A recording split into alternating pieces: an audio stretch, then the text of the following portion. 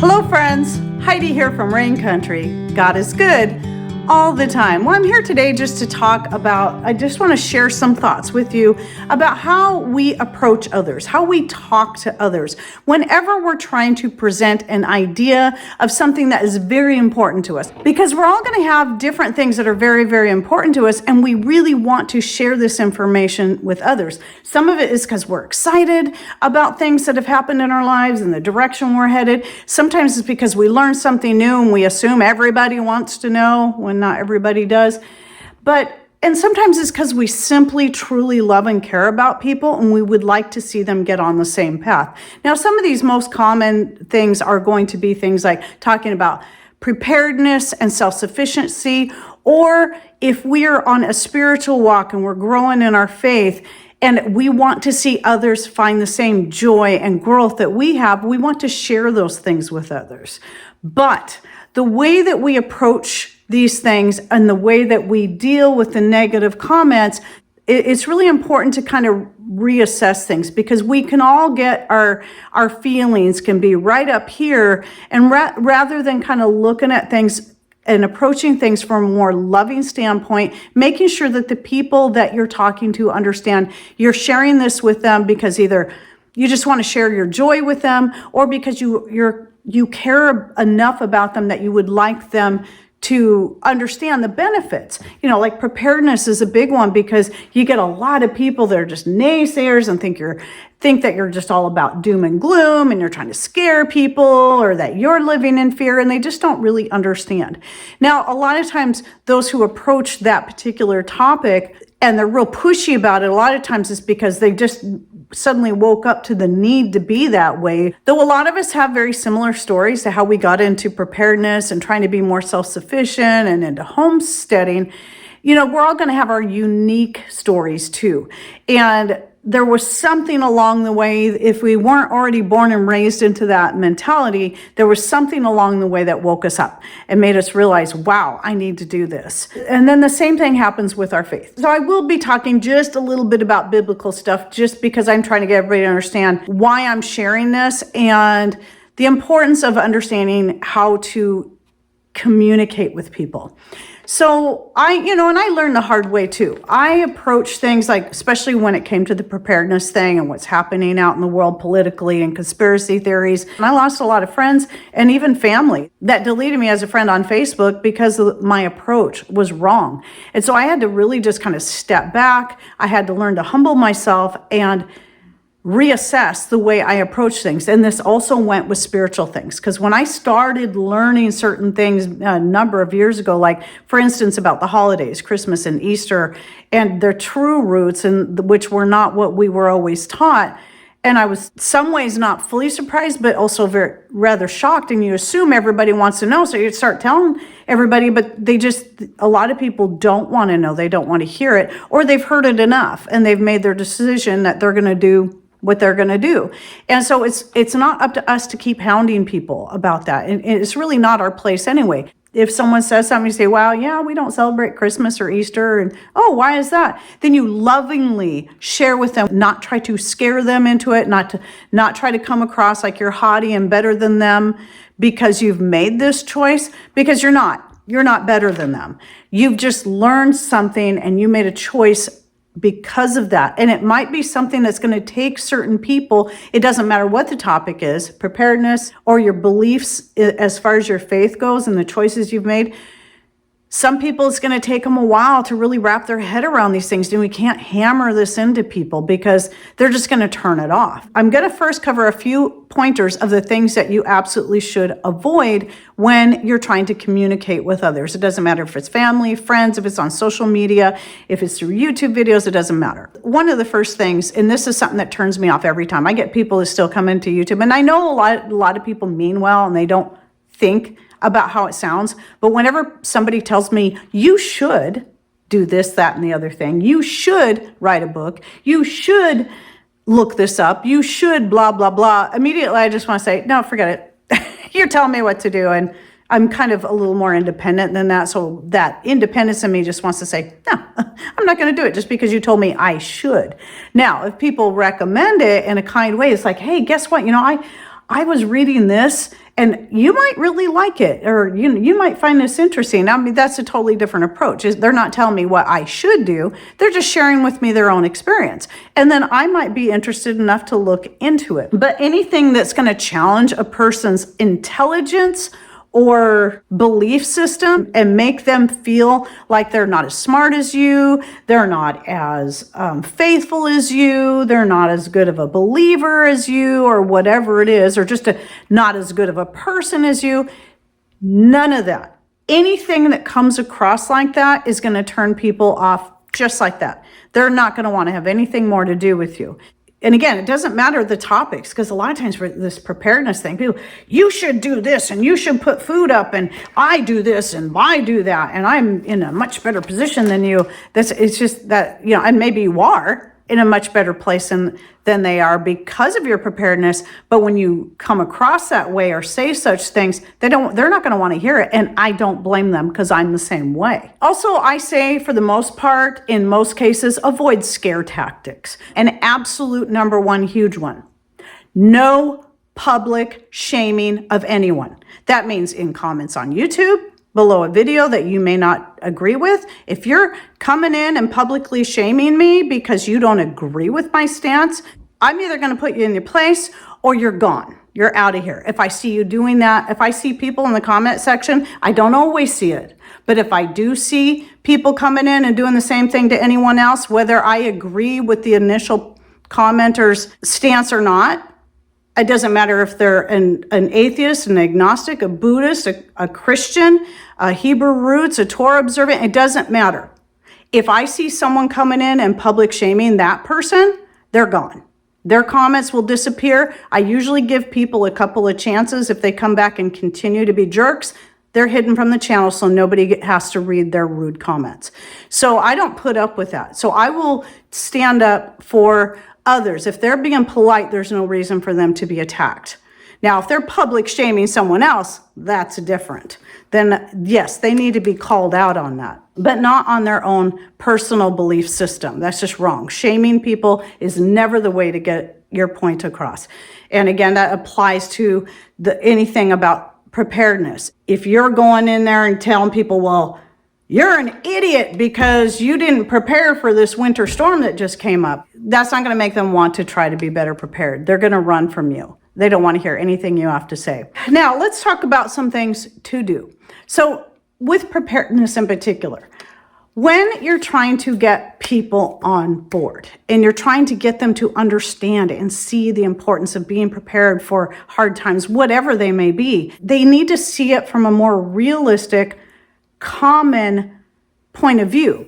Because a lot of times what people do is they'll be focusing on some big major events going on in the media, and it's all this big scary stuff, and this could happen to you, and blah, blah, blah, blah, blah, and it's just big, scary, and a lot of people will see things like, I remember several years back, somewhere in the east, there was a couple of different places that had some major water contamination for two different reasons. And when that happened, the city water, everybody just ran to the store to buy every kind of liquid they could. It didn't matter if it was water, juice, or soda. They were grabbing it all.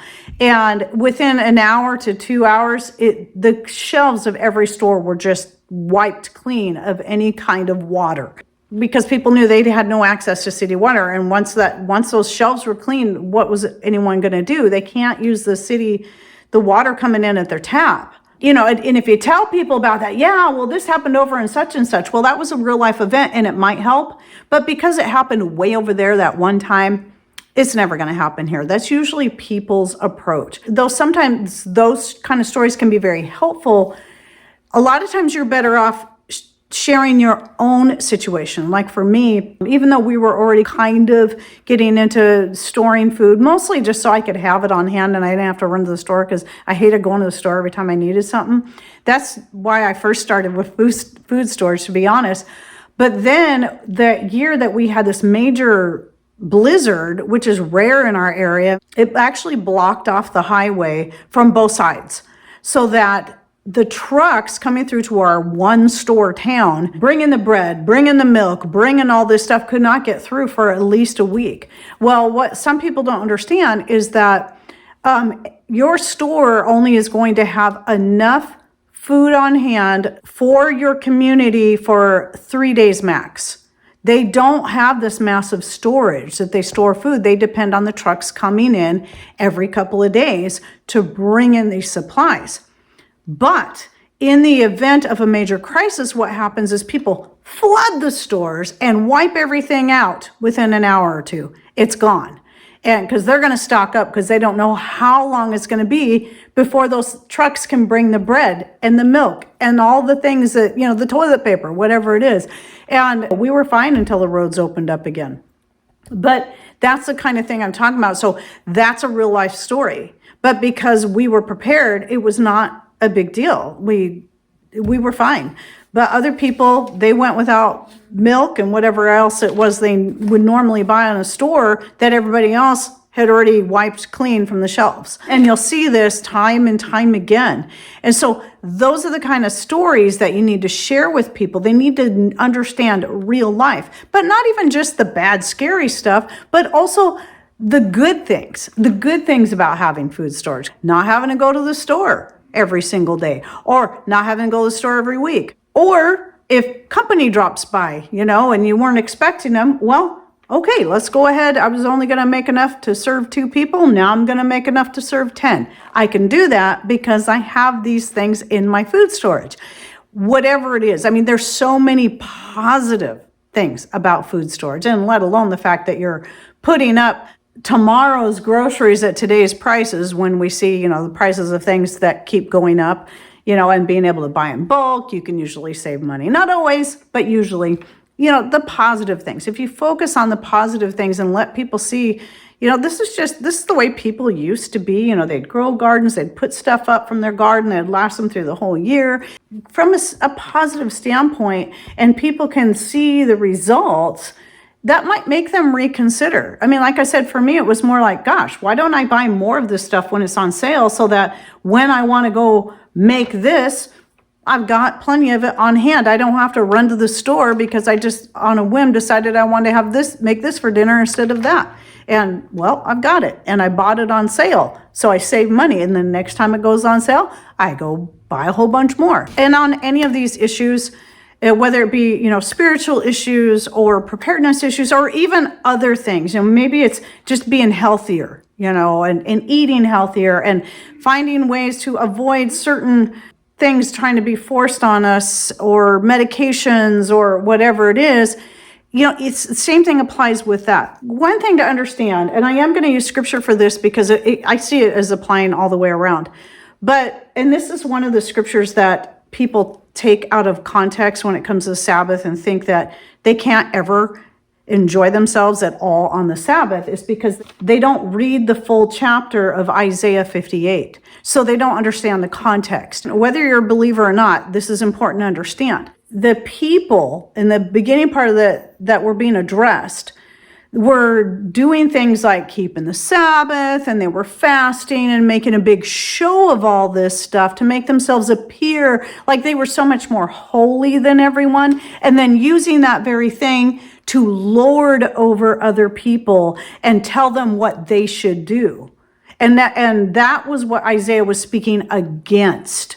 And they wanted people to hear their own voice, and they were doing it for their own pleasure to make themselves look better, rather than doing it because they love the Lord and they want to follow what God has told them to do and be humble and serve the Lord, and also understand that the Sabbath was made for man, not man for the Sabbath, and it was for our own good. If we're using our spirituality or our preparedness or our homesteading or our healthy this or that, or the fact that we DIY this and DIY that, to puff ourselves up and make ourselves seem so much better than everyone else, and then we use that as a way to beat other people down, that's what the scripture was talking about, and that's wrong, and people aren't going to want to hear you. They are going to turn you off. Now, there are certain places that we are to judge especially when it comes to fellow believers. But even then, the outline is always given from a source of love. And you never start off with public shaming people. First, you go to that person one-on-one and you talk to them. If you see somebody that's in error and you're worried about them and you're concerned about them, you go to them one-on-one. So if people are, and I have had people who were concerned about things I've said, so they've emailed me privately instead of public shaming me, and we had a discussion. Now, sometimes they were right, and sometimes they, in my personal opinion, they were wrong, but we tried to approach each other with love and respect. That's the only way you're going to get through. And you may win people over to your opinion, and you may not, but at least you can keep a good relationship with people and keep them more open to the things that you want to share with them when you approach this in love, and you don't try to public shame people or try to act like you're so much better than them and lord your good deeds over everyone else. So anyway, I hope that you guys understand the point of this, the point I was trying to make, because this can apply to so many areas of your life when it comes to wanting to reach people. And as far as dealing with, if you're doing this on social media, it would be at YouTube or Facebook or Instagram or X or wherever you're at, you're always going to get trolls. And like for me, I have different ways of handling trolls. It depends on the situation. Some people, some of them, they're just gone. They're just gone, especially if they're using profanity and they're being extremely rude. Nope, they're gone and they're immediately hidden or blocked, depending on, where it's at. Usually it's on YouTube that I'm hiding people. If they're just slightly rude, or maybe they're just, I realize that this person just isn't thinking. They're not thinking about the fact that I'm a real person and I do make mistakes. I try to approach it in a different way. I may respond to it. And at that point, I'm going to respond. It's going to depend on the way they came in, and what they said and how they said it is going to depend on how I react. Sometimes I do believe there are people that just have no idea of manners, and they just simply need to be taught. And with those people, I'm very straightforward. I just tell them, hey, And believe it or not, I've had some people actually come back and apologize for the way they handled the situation, kind of forgetting I am a real person and I'm a human and I make mistakes just like anyone else, or they're not the only person that I'm trying to reach when I do my videos. That's the other thing. People, they want instant gratification, and so they get irritated when you don't talk about the question they had right away, but you're trying to address all the many issues in whatever it is, whether it be vinegar making or making an infused oil or whatever, it doesn't matter. People have this one question and they get all bent out of shape if you don't talk about that within the first 30 seconds, because they expect it to be like a TikTok video or, some fast food restaurant. And sometimes you have to just remind people, you're not the only one, okay? There's 370,000 other people here, and understand all the different questions and information that people are going to need. And so sometimes people simply need to be taught, or they'll never learn. But in a lot of cases, and it's going to depend on you too. I mean, I have my days where it's like, you know what? I can't handle this today. I can't handle this kind of negativity. And I think it's best that, because of my attitude right now, which is really irritated, it's best I don't approach it at all. And then I'll just delete the comment. Sometimes if I think it's something I need to approach, I'll come back to it later. Give myself time to think about it and make sure my attitude's in the right place. I'm not saying I never mess up and say the wrong thing. Sometimes I do. Sometimes, because I'm a very reactionary kind of person. Even though I was very shy and quiet growing up, if somebody made me mad, everybody knew about it. That's the way I was. Didn't matter how shy and severely shy I was, and scared of people in general. Someone touches a nerve, and I tell you what, you're going to know. And that's something in me I've had to learn to just really tamper down. Just kind of calm down. Take your time before you just react. So, and I'm still working on it. Because guess what? I'm still a human. So we all have our areas. But anyway, I do hope you found this video helpful, and just some things to consider when you want to speak to your loved ones, your friends, or whoever, or you're trying to just teach people, and people come in and they say their different things. Sometimes it's just best to learn how to approach it with love and kindness and respect for each other. Share your testimonies down below so others can learn from you as well. And thanks for watching. Take care. and God bless.